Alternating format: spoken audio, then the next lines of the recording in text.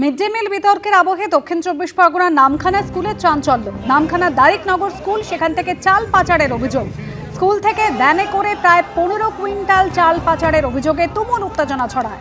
চাল সহ এরপর ভ্যান চালক এবং রেশন ডিলারকে আটক করেছে নামখানা থানার পুলিশ।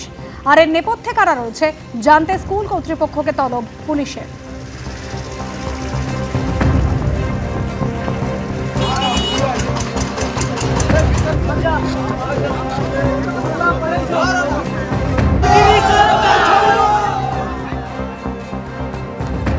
দুর্নীতিতে জিরো টলারেন্স, দপ্তর ধরে ধরে শ্বেতপত্র প্রকাশের সিদ্ধান্ত নেওয়া হয়েছে। কোথায় কোথায় দুর্নীতি হয়েছে, সরকার কি পদক্ষেপ নিয়েছে, প্রকাশিত হবে শ্বেতপত্র। কি পদক্ষেপ নেওয়া হচ্ছে, দপ্তর ধরে ধরে এবার শ্বেতপত্র প্রকাশের সিদ্ধান্ত নিল বিজেপি সরকার। টাইমটা ওটা হয়নি, কিন্তু আমাদের মাননীয় মুখ্যমন্ত্রী আপনারা দেখতেই পাচ্ছেন আমরা কোন পেসে নতুন সরকার কাজ করছে।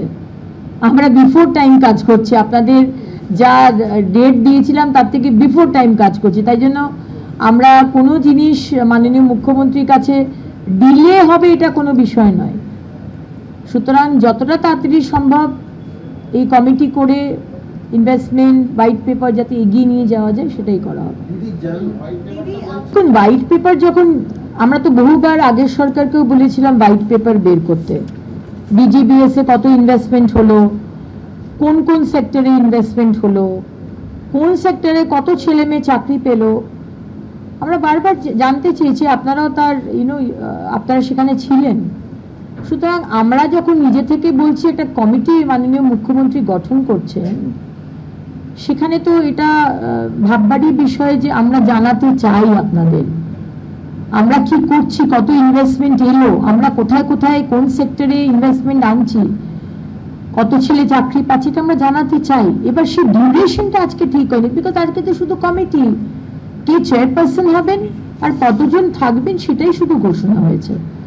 তো আমাদের খুব লং টার্ম এবং ডিটেলস প্ল্যানিং আছে মাননীয় মুখ্যমন্ত্রীর, আপনারা অপেক্ষা করুন। এর আগে গত মাসের 25 তারিখ বিধানসভায় দাঁড়িয়ে তৃণমূল সরকারের আমলে বিভিন্ন দপ্তরে দুর্নীতি নিয়ে শ্বেতপত্র প্রকাশ করা হবে বলে জানিয়েছিলেন অর্থমন্ত্রী স্বপন দাশগুপ্ত।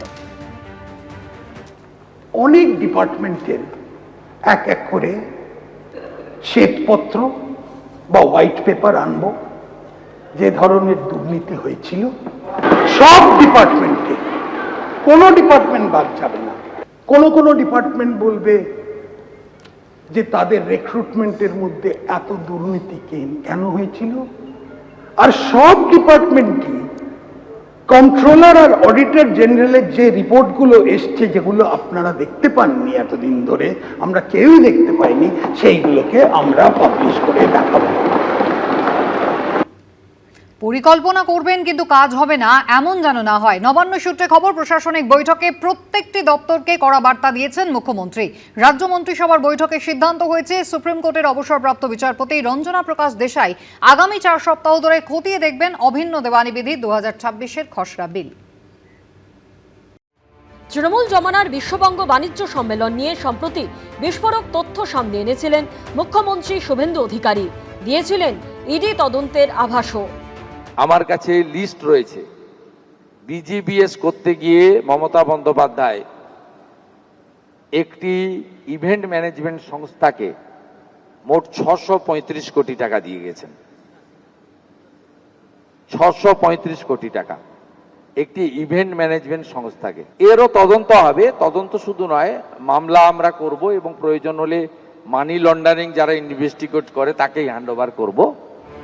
বৃহস্পতিবার মন্ত্রিসভার বৈঠকে এই সংক্রান্ত শ্বেতপত্র প্রকাশে অনুমোদন দেওয়া হয়েছে।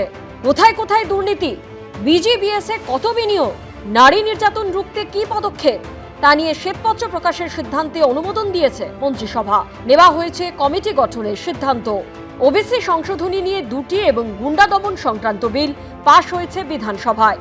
অভিন্ন দেওয়ানি বিধি বিল পেশের আগে উচ্চ পর্যায়ের কমিটি গঠন করেছে রাজ্য সরকার। বৃহস্পতিবার রাজ্য মন্ত্রিসভার বৈঠকে এ বিষয়ে আলোচনা হয়। নবান্ন সূত্রে খবর, পশ্চিমবঙ্গে অভিন্ন দেওয়ানি বিধি 2026-এর খসড়া বিল পরীক্ষার জন্য একটি কমিটি গঠন করা হয়েছে।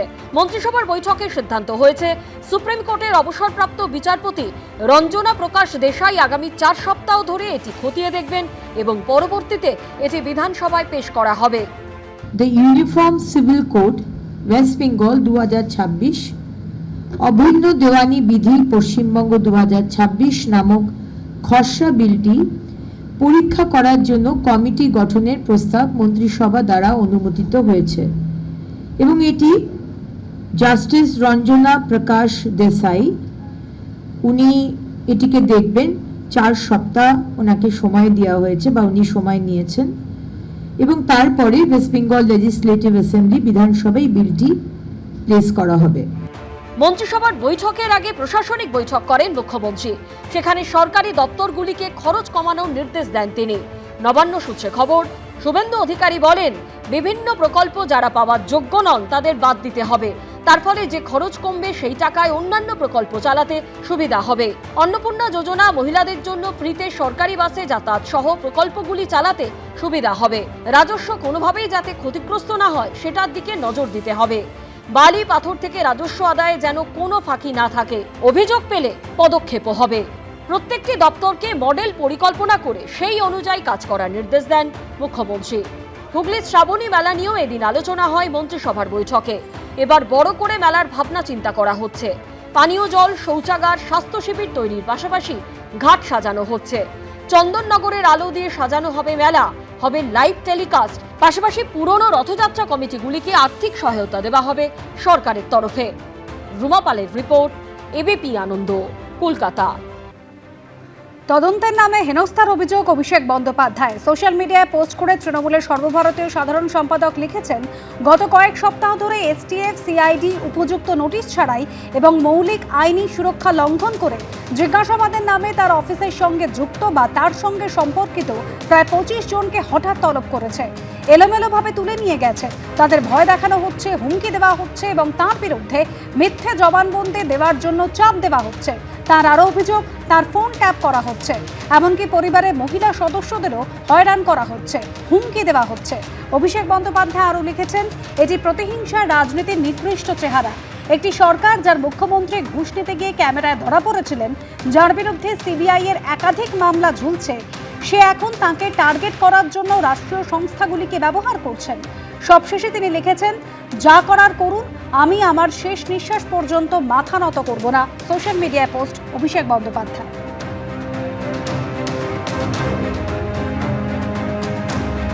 এবিপি আনন্দ, এগিয়ে থাকে, এগিয়ে রাখে।